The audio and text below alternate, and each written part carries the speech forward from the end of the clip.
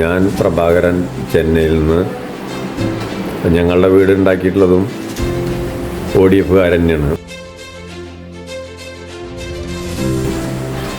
അതൊക്കെ ഇവിടെ ചെന്നൈയിലൊരു പുതിയ പ്രസ്ഥാനം പോലെ നമ്മൾ തുടങ്ങിയിട്ടുള്ളതാണ്.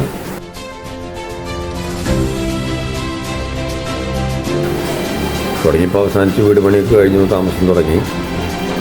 അപ്പോൾ ഇവർ നന്നായിട്ട് ഇവരായിട്ട് ബന്ധപ്പെട്ടതിന് ശേഷം വളരെ നല്ല ടീമായിട്ട് തോന്നി.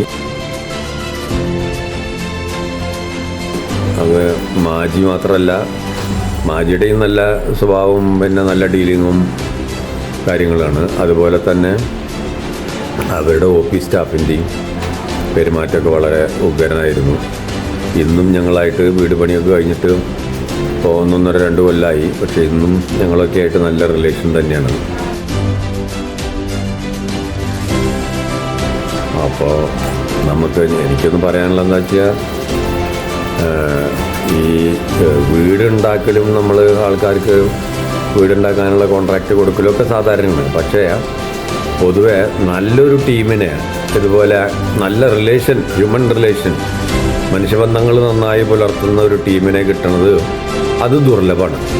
എൻ്റെ ജീവിതത്തിൽ ഞാൻ 2-3 വീടൊക്കെ ഉണ്ടാക്കിയിട്ടുണ്ട്. അപ്പോൾ അതുകൊണ്ട് ഉള്ള അനുഭവത്തിൽ നിന്ന് പറയണം. അപ്പോൾ നല്ല റിലേഷനുള്ള ആൾക്കാരെ കിട്ടാൻ വളരെ ബുദ്ധിമുട്ടാണ്. അപ്പോൾ ഇവർ ആ കാര്യത്തിൽ എക്സലൻ്റ് ടീമാണ്, അത് നിസ്സംശയം പറയാം. പിന്നെ ഞങ്ങളുടെ ഈ പ്രീ ഫാബ്രിക്കേറ്റഡ് എന്ന വിധത്തിലുള്ള വീട് ODFനെ സംബന്ധിച്ചിടത്തോളം കേരളത്തിന് പുറത്തുനിന്ന് മാത്രമല്ല, തമിഴ്നാട്ടിലും അന്ന് ആദ്യത്തെ ഉദ്യമമായിരുന്നു.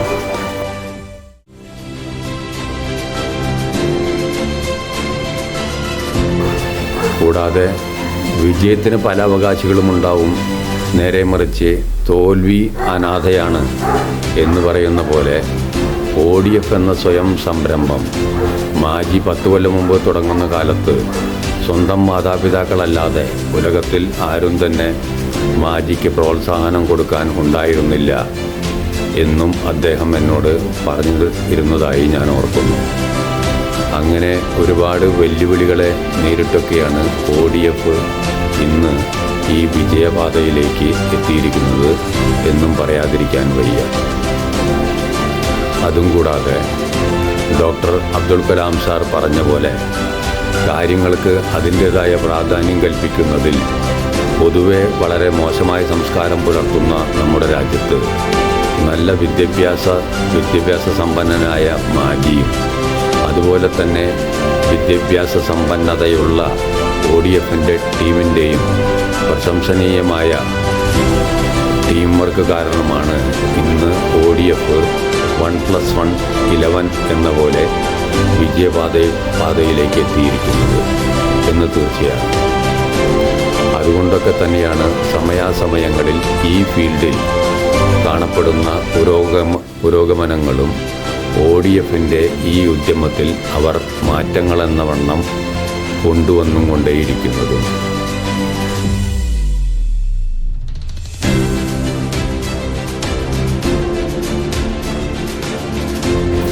ഇവരുടെ 10ാമത്തെ വാർഷികത്തിന് എൻ്റെയും എൻ്റെ കുടുംബത്തിൻ്റെയും എല്ലാവിധ ആശംസകളും നേരുന്നു. ഇനിയും കൂടുതൽ വിജയങ്ങൾ കൈവരിക്കട്ടെ നിങ്ങളുടെ ODF ടീമും. Okay, thank you.